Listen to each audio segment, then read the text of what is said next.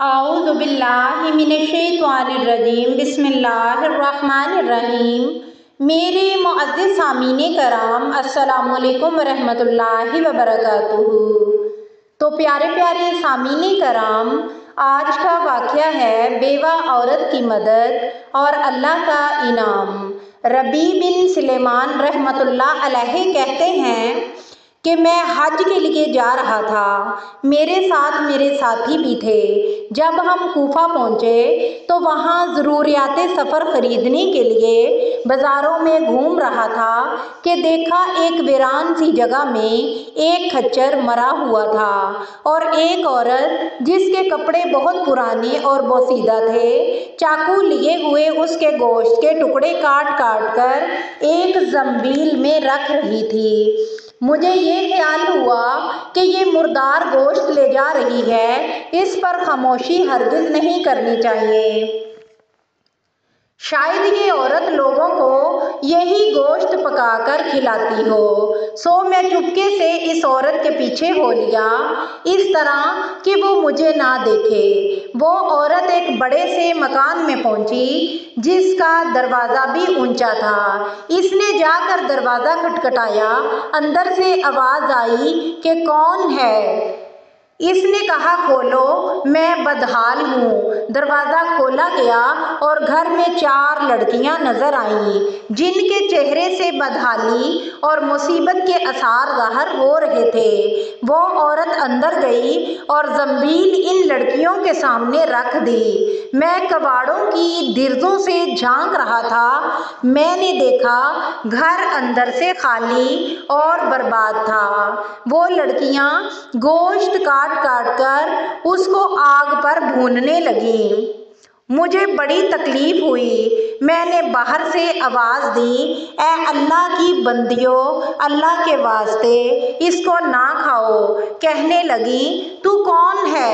मैंने कहा, मैं एक परदेसी आदमी हूँ। इसने जवाब दिया, तू हमसे क्या चाहता है? 3 साल से हमारा कोई मोइन और ना कोई मददगार है। तू क्या चाहता है? मैंने कहा, मजूसियों के एक फ़िरके के सिवा मुर्दार का गोश्त खाना किसी मज़हब में जायज़ नहीं है। वो कहने लगी, हम ख़ानदाने नबूवत के शरीफ सैयद हैं। इन लड़कियों का बाप बड़ा शरीफ आदमी था। वो अपने ही जैसों से इनका निकाह करना चाहता था, लेकिन नौबत ना आई, उसका इंतकाल हो गया। जो तरका इसने छोड़ा था वो सब खत्म हो गया। हमें मालूम है मुर्दार खाना जायज़ नहीं है, लेकिन इस्तरार में जायज़ होता है। हमारा 4 दिन का फाका है। रबी कहते हैं, इसके हालात सुनकर मैं बेचैन हो गया और अपने साथियों से आकर कहा कि मेरा हज का इरादा नहीं रहा। सब ने समझाया, लेकिन मैंने किसी की ना सुनी। मैंने अपने कपड़े और एहराम की चादरें, जो सामान साथ था, वो सब लिया और नगद 600 दिरहम थे वो लिए और उनमें से 100 दिरहम का आटा खरीदा और बाकी दिरहम आटे में छुपाकर बुढ़िया के घर पहुंचा और सब सामान और आटा उसको दे दिया। इसने शुक्रिया अदा किया और कहने लगी, ए इब्ने सुलेमान, अल्लाह तेरे अगले पिछले गुनाह माफ़ करे और तुझे हज का सवाब अता फरमाए और अपनी जन्नत में तुझे जगह अता फरमाए। जब हुज्जाज का एक काफिला मेरी आंखों के सामने से गुजरा तो मुझे अपने हज से महरूम रह जाने का बहुत अफसोस हुआ।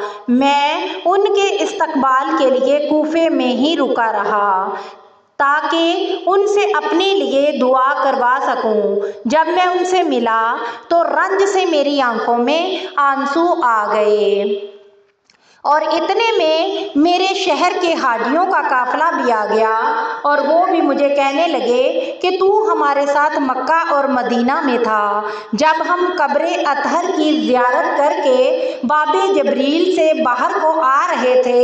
इस वक्त हजूम की कसरत की वजह से तुमने ये थैली हमें अमानत के तौर पे दी थी। جس کی مہر کے ساتھ لکھا ہوا تھا جو ہم سے معاملہ کرتا ہے نفع کماتا ہے۔ اس نے کہا یہ لو اپنی تھیلی واپس لے لو۔ ربیع رحمۃ اللہ کہتے ہیں اس سے پہلے میں نے کبھی بھی اس تھیلی کو نہ دیکھا تھا۔ اس کو لے کر میں گھر آیا، عشاء کی نماز ادا کی، اپنا وظیفہ پورا کیا۔